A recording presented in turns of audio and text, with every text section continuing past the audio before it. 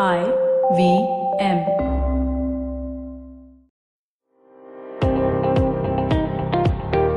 Welcome to All Things Policy, a daily podcast by the Takshashila Institution. We are a bunch of policy nerds based in Bengaluru, and we like bringing fresh perspectives to Indian affairs and Indian perspectives to global affairs. So grab a cup of coffee, sit back, and join us for today's chat. Hello and welcome to All Things Policy. Today we're going to be talking about something that I'm sure that all of us who are on Twitter have thought about one time or another, which is how do you deal with someone that you don't agree with? Or to be more specific, how do you deal with someone who you know is spreading information in bad faith? Do you quote tweet them and try to make them an example before all your followers? Do you amplify them? Do you reply to their tweets and try to engage them in conversation? And really, what is the aggregate result of people like us engaging with people whom we agree or disagree with, whose content we want to amplify or restrict? How does that really affect the broader information ecosystem on social media? To discuss this today with me, I have with me Prateek, Waghre, and Rohan, Seth, I guess. Hello. Hey, Anirudh. So let's go over to you, Prateek. Can you give us some examples of how this kind of thing actually works out in practice? In your opinion, what is a really egregious example of an attempt to kind of reduce the reach of a particular tweet, ending up instead amplifying it instead? Yeah, okay. So maybe, let's not look at just Twitter specifically, right? In general. So there are a couple of examples, right, that come to mind. So back in late July, there was there's this anonymous handle that tweets out financial advice, right? And it basically said this very distasteful thing to the effect of, two men only marry virgins. Right. And now this is not the first time this account has done something like this. And it also incidentally wasn't the last time. But it just so happened that this particular instance, it broke out of the regular filter bubble. Right. Now, as you'd expect, there was people who were angry. It was called out. His supporters were called out saying that, hey, XYZ, a famous person following this account, etc., etc. Right. Which is, you expect that to happen, right? You expect these sort of views to be called out. Incidentally, there were enough number of people who were supporting this account's views, and that sort of dynamic played out to the extent that a couple of days after all this happened, this account basically tweeted claiming victory, saying that, okay, after all this happened, I got X hundred new newsletter subscriptions, made this much money, so much traffic on my website. And and from my followers, I was able to scrub out all the weak men, to use the exact words, right? What a joker, man. Exactly, right? So another example that I think comes to mind also was there is a lot of effort on getting websites that spread hate or spread harmful content to attack their or to go after their sources of revenue, right? Which is in the internet, it's ad revenue. So there's this campaign called Stop Funding Hate, which succeeded in getting a very popular far right Indian website, right? It blacklisted from from one or two ad exchanges. Now, what happened as a result of that was that this website then put out a call to its supporters saying, "Hey, we need help." And again, then they claimed that they made that there was no resulting dip to their ad revenues, and they also made 700 times more than they normally do in voluntary contributions. Right. So what seems to happen in some of these situations is that just the act of calling them out, right? You sort of. While there is value to it, right? Because when you call out this kind of action or this kind of speech, you are sending a very strong message in terms of signaling, right? You're also strengthening your in-group ties. You're getting more people to participate depending on who's calling it out, right? You can potentially encourage more people to take a stand against harmful content as well. And in some cases, when there is enough pressure, enough outrage, there can actually be real action, whether it's a platform taking action against the account, right, by deplatforming them or restricting them, or we've also seen cases where a private employer has then gone and terminated services of someone, right? But in all these cases, there are also other consequences, right? There are unintended consequences of that, in the sense that the same action that then used to galvanize supporters of whoever it is that is sharing this controversial or problematic content in the first place, right? That any action that actually happens is then is used as a tool for future mobilization, right? And there is also this problem that, as you were alluding to, right? On Twitter, you don't know whether you should quote tweet, reply, how you should engage, whether you should use screenshots, right? But in a lot of cases, any sort of interaction, the way these platforms work is that there is sort of this algorithmic reward that happens, right? And we don't, the fact is, even now, we don't really know what necessarily is the best way. But in a lot of cases, any sort of interaction amplifies that content and spreads it further. There was this recent tweet by Donald Trump, right, which was misleading about mail drop mailboxes and about those the ballots, which he's been on he's been on a rant about. So there's this coalition in the US called the Election Integrity Partnership, and they analyzed how that tweet spread, right? And it was one of those cases where Twitter took action, labeled that tweet as misleading, and then prevented you from retweeting it. And I think we can link to that to that post in the show notes. But you basically see that even after it was initially limited, right, it spread through quote tweets, and a lot of the quote tweets were people calling out this content, right? And as per Kate Starboard, who tweeted this analysis, as per her, the content spread far more through quote tweets than it did through actual retweets, right? Now some of it is obviously a function of the fact that Twitter took action against it. Some of it is a function of the fact that, hey, in calling out this content, you're also spreading it, right? You're giving it a bigger platform than it would have otherwise. Now, again, in that particular case, it was Donald Trump, so yes, it has a big reach anyway. But that tends to happen even with with a lot of smaller accounts who say something problematic, and then that tends to get shared and go viral. There's really a lot to dig into here, Prateek. So thank you for this really wide-ranging summary. And yeah, I mean, where do we begin unraveling this whole mess? I mean, one reason why I personally am not as active on Twitter as I used to be is kind of realizing how this algorithmic lottery works, as you put it a little earlier, because it's kind of designed to get you to engage, right? So if, for example, I see a bit of content that I disagree with, it is much more easy for me to quote tweet it saying that this is wrong, and then get like a whole bunch of likes from people who follow me, and therefore feel like I've done something, as opposed to, for example, taking a screenshot or kind of referring to the account in question with some kind of code term or something, which ultimately doesn't feel anywhere near as rewarding. And it also kind of saves me the risk of replying to that tweet and possibly getting attacked by people who follow that account that I don't agree with. So it is kind of interesting to see how these very subtle kind of UX choices end up ultimately just fueling outrage. And of course, this doesn't just happen with right-wing accounts, but also with, of course, liberal accounts, with, for example, the way that you see right-wing accounts attacking them and giving them all sorts of assorted threats. So it is kind of interesting to see how humans across the political spectrum appear to be falling for this and end up ultimately just amplifying messages that they don't agree with and don't really want to amplify. And that does put us in a bit of a quandary in terms of like how to actually engage with this kind of content. Rohan, what are your thoughts? Well, Prateek's the expert on this, but my 2 cents on this, I mean, this isn't something new. We've known this for a long while. The rage machine exists. And I mean, my key takeaway from the article that Prateek wrote was that given my large follower base on Twitter, or lack thereof, I shouldn't tweet about people who I disagree with.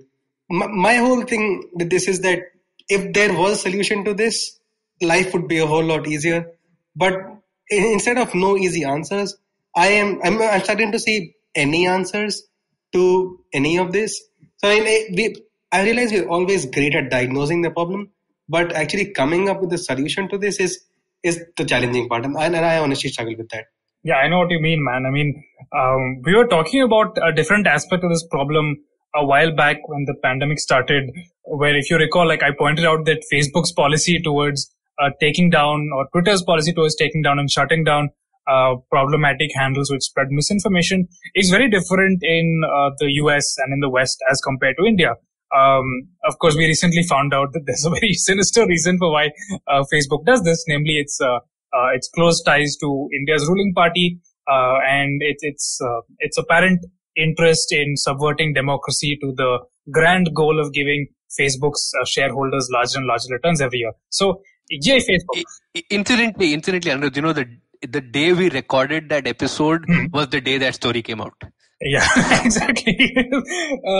So, I mean, I'm just letting you know, Mark Zuckerberg, I know you're listening to this, and I'll have you know that we know what you've been up to and we're watching you. But like the broader point I'm trying to make is that there is a very large political economy, a lot of people who are invested in this, a lot of people who make a lot of money, a lot of political points from precisely this kind of behavior, right?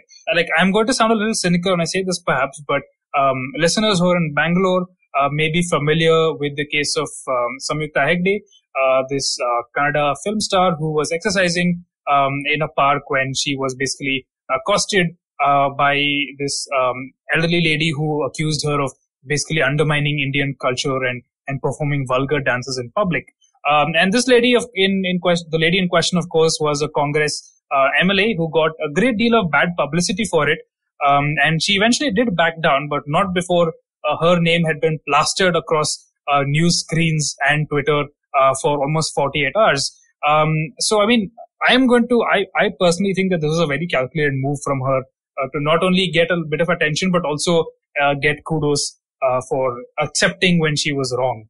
Now, again, the point I'm trying to highlight here is that the people whose activities we inadvertently end up amplifying are very often counting on exactly that. As Prateek said earlier, this quote-unquote financial advice handle and quote-unquote news outlet both actually kind of relied on the other side amplifying them to mobilize their supporters. Very often, misinformation on social media is actually put out with the deliberate understanding that it's going to go viral because of how problematic it is, and therefore, in the process, kind of end up getting normalized and becoming and shifting the kind of norm of discourse just a little further towards more polarization. So, of course, this brings us back to the question of what we can actually do. Prateek, in one of your newsletters, you outlined a kind of plan, a few kind of steps that people can think through before engaging with stuff like this on social media. So can you just take us through that? The thing is that, look, it's, as you both have said, right? It's not a very easy. There are no easy answers here, right? If there were, we would have already had them. The thing to remember, and I'm going to quote a line from Whitney Phillips, which is that pushback is important, but it's also deeply fraught, right? So it's always going to be a tough call. There isn't a set of principles that you follow, right? You will invariably be called into this conflict between cancel culture and both sides, as you know, most of these conversations typically tend to devolve into, right? But what sort of been helping for the last, that I've been thinking about this is that there are two frames that you could potentially use. One is, one is basically saying that, look, a lot of these activities are going, and the results and the effects are going to be ambivalent, right? And you have to accept that. And again, this frame was suggested in a book called The Ambivalent Internet, right? Where just as we described, right? Just as we described that there will be positive effect, there will be negative effect. These are going to interplay with each other, and that's just the reality of it, right? You'll have these parallel positive feedback loops working. That's a part of the system. Now you have to work keeping that in mind, right? So something that can help is, it's important to then look at who the speaker is, what the message is, who the audience is or are in that case, and whether that the message that they're propagating, is it something that enforces existing power structures or challenges them. Now again, this is itself a little tricky because people can have different opinions on whether it enforces an existing power structure or not, right? Because ultimately the same sort of behavior or action that you use for furthering the cause of social justice are also used to further harm, right? And that is the unfortunate dichotomy that we have to deal with. Another frame that sort of helps is, and I think we sort of touched upon this in a previous episode, is the concept of dangerous speech, right? Or the dangerous speech framework, which is, and essentially what it tries to do is it gives you, it helps you arrive at a potentially a qualitative assessment of whether some message can result in increasing the willingness of people to commit violence, right? So using these two in parallel, right? These two frames, you can sort of contextualize the situation and then understand or try and understand the possibility of real world harm. Right? The thing is that there are. I'm going to go back to that because there are no easy answers to this, but it is a situation where unfortunately a lot of the burden is placed on the average user or the average citizen, right? Which is a problematic situation, and not a place that we typically want to be in, because there is enough going on in life already that you don't want to be thinking of the far-reaching consequences of every single tweet, right, or every single like or every single retweet. Yeah, and that's exactly, I think that's exactly what a lot of this polarization on social media really counts on, right? I mean, they know that the amount of effort it takes to be responsible on social media is a lot less than the amount of effort it takes to be responsible and just like give in to what the algorithm has deigned for you. But I think you've highlighted something very important there, Prateek, which is we've kind of gotten used, I think, frankly, we've gotten used to thinking of social media as essentially a free-for-all, and that has very dangerous negative externalities especially for a democratic society, because of the kind of polarization that engenders, the way that erodes our understanding of what truth is. And I think there's definitely a case to be made for a more responsible use of social media. But that said, again, as you said yourself, if it's so difficult for an individual to really implement all this, I am a little doubtful about how realistic it can be as a solution for the vast majority of people on social media, because as policy analysts who are aware of the negative externalities that the erosion of the information ecosystem can cause, I think we might be more inclined to actually be responsible there. But for actors who have avowedly bad intentions on social media, or people who have just gotten introduced to social media and don't frankly see what the big deal is if they quote tweet this, that, or the other person to dunk on them, I don't see how this solution can actually realistically manifest itself. And I think that once again comes around to the fact that unless there's a fundamental shift in the political economy and really the way that these platforms engage with the content that is spreading on them, I don't really see a way out of this. That might sound a little depressing, but I mean, that is my frank analysis of the situation in which we find ourselves. No, and I think you're right. Right, even for me personally, right, it's very easy to get caught into this. Right, despite being someone who obsesses about the information ecosystem, it's very easy to get pulled into that sort of behavior, right? But I tend to agree with you that look, it's a big ask to have everyone do this, which is also why some of the framing of this, right, some of the thing of solution is also on the what was traditionally the intermediary information, right, or the media, right, whether you want to call them the traditional media, mainstream media, whatever it is, and that's also why there is a lot of focus on media literacy and in training journalists and media organizations also in terms of how they frame situations, because I think that's an important aspect as well. At the very least, that's low hanging fruit, which we're also getting wrong today. Right, because I mean, but here's the thing with traditional media, right? I mean, just given the kind of engagement and the kind of revenues that social media can generate, it seems much more realistic to expect that traditional media is going to lean towards doing what social media does so well, rather than trying to reinforce the things that made traditional media work, right? I'll give you an example. Like, I happened to be just scrolling around on Reddit the other day, and I saw a video of Buzz Aldrin punching this guy who basically accused him of faking the moon landing. Okay. And there was an article which had a little more detail on this, and it was, I think, by the Florida Times or something. And here's the interesting thing. While it provided some useful context as to why Aldrin had punched that guy, It also didn't exactly go out of its way to criticize moon landing deniers. And this brought up like a really interesting question to me, because if it had criticized moon landing deniers, it would have convinced moon landing deniers that there's some kind of massive conspiracy to hide something from them. By not criticizing them, it makes it seem like it's tacitly endorsing moon landing deniers going around and annoying astronauts. So again, like I feel like asking traditional media to be responsible does not end up solving the problem. Like, to an extent, perhaps it might address like some of the worst effects of polarization. But I think a lot of the damage to the information ecosystem has already been done. I think if you look at anyone who reports for Scroll, for example, you can be about like 99% certain there's going to be a bunch of very angry right-wing trolls calling them an assortment of hand-picked anti-national names and variations thereof. So once again, I mean, color me a skeptic, but I'm not sure how educating journalists is going to solve the problem. It seems to me like you need systemic solutions. You need social media literacy in schools. You need laws preventing political parties from working closely with the social media organizations.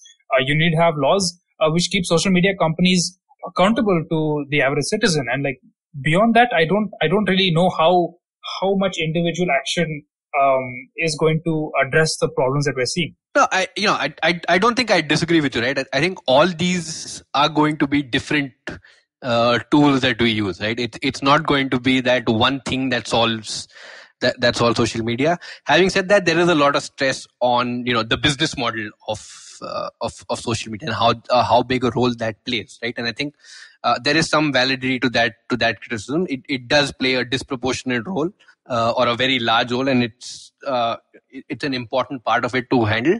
But it's not going to. It's not that in itself also, again, is not necessarily going to solve the entire problem, because the problems with the media ecosystem per se started before even before social media came in, right? The whole, the thing we talk about, the ad funded revenue model, that was in place even before social media came in, right? You had similar set of problems in terms of a media organization being beholden to ad money and sponsorships and that sort of thing, right? So there was always potential for the business model to be abused.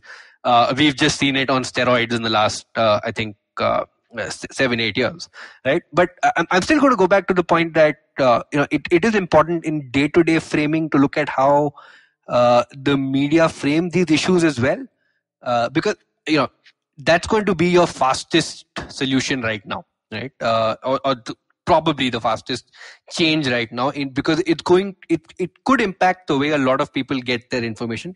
Of course, social media plays a part as well, so you can't completely rule that out. But for example, right, now when you quote a dog whistle in a headline, that's sending a very different message, right? And it just like the point you made, right?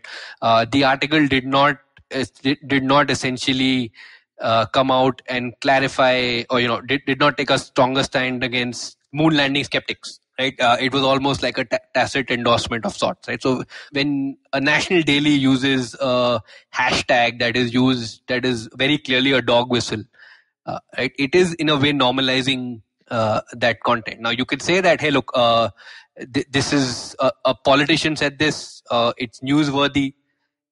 So the media has to be objective, so we have to carry it as it is, and I think that's something that we do need to relook at, because I'm not so convinced that that's the case anymore, right? Because I can't recall who tweeted this out a couple of days ago, but it sort of really stuck with me that look, with disinformation has essentially hacked the media ecosystem. All you have to do is say outrageous stuff and they'll quote you and they'll spread it further for you, right? And I think that there's that part as well, right? There's only so much we can do against the motivated bad actors. That's definitely a hard challenge to solve. But at least as we like to say, right, change happens at the margin, right?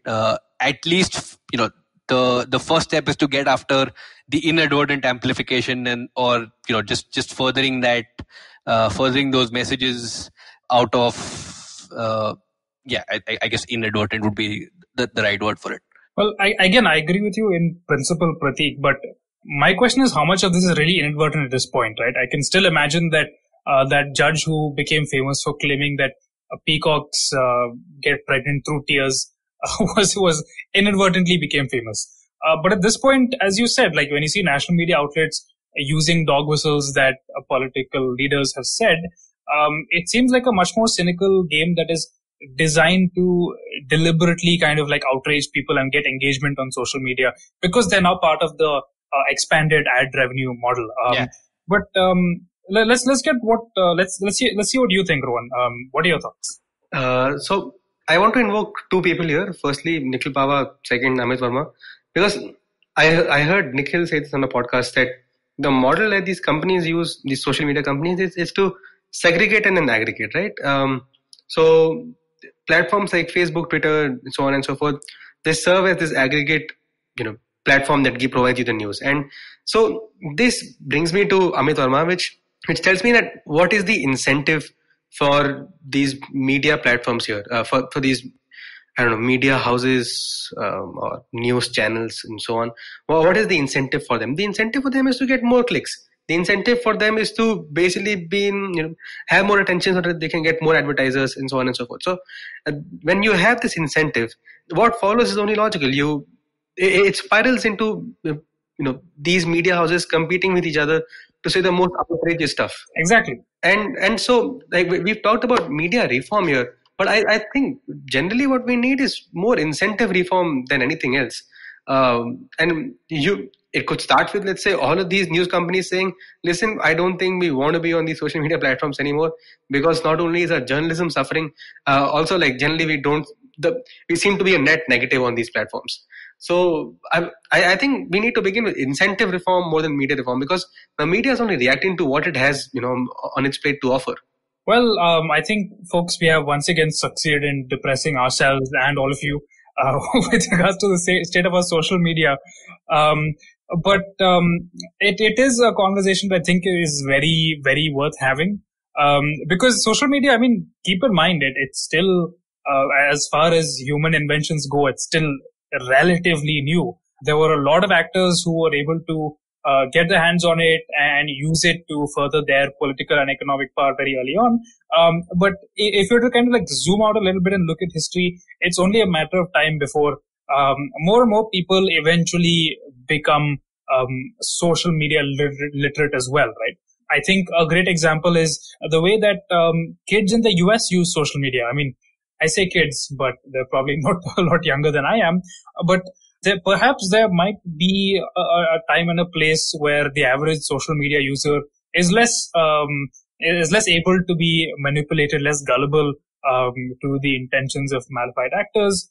But it's still going to be not an awful lot unless we have much, much more broader systemic changes, which I think over the course of this conversation, we've identified them as changes in the media environment, changes in the way social media, the experience of social media generally works, and changes in the way that most people just generally think about social media.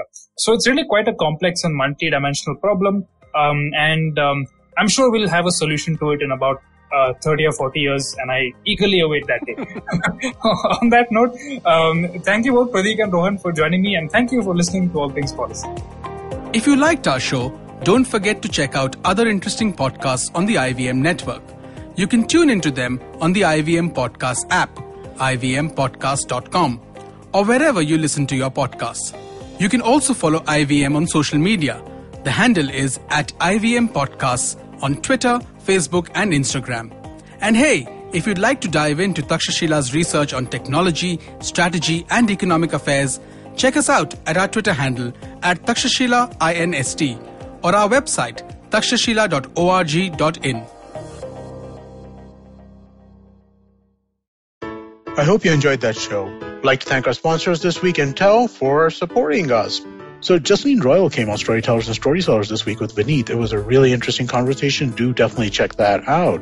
Hamsuni Hariharan is back on the Pragati podcast after an extended absence. Hamsuni was one of the original hosts along with Pravan, but she was unable to continue. But we're glad to have her back. She's talking about her experiences since she left. She's been studying in China. Definitely check that out. You'll enjoy that. Abhijit Ganguly was on Cyrus Says a couple of weeks ago, and he had such a great time, and we were so happy to have him on that we asked him to join us for Cocked and Bull, and he was on this week. Do check that out. And lastly, I'd like to mention our Tamil show. We've been doing a show called Kadai Podcast Ponniyin Selvan, hosted by Kavita Jiva. She has been phenomenal. She's rewritten the stories in a way which really, they speak to a modern audience. But Ponniyin Selvan is over, and she started a new story, though. The new story that she started is Sivakamiyan Sabatham. I'm sure I mangled that pronunciation, and I'm sure you'll love it if you're a Tamil speaker. Do definitely check it out. And with that, I hope to see you again next week. Are you constantly seeking happiness? Wondering how to make the most of every day? How not to let your inhibitions stop you from achieving your goals? It's now time to get your A game on. It's time to unlock your true potential. Tune in to the Empowering series with me, Zarina Poonawalla, to feel empowered in all genres of life. From behavioral skills to management skills. From health to relationships. From mental well-being to emotional well-being. And of course, your finances. I've got you covered. With these tips and tricks from me, Zarina, and true life stories from my amazing guests, you're bound to bring your purest to the table. Tune in to the Empowering series with Zarina Poonawalla every Thursday on the IVM Podcast app, website, or wherever you listen to podcasts.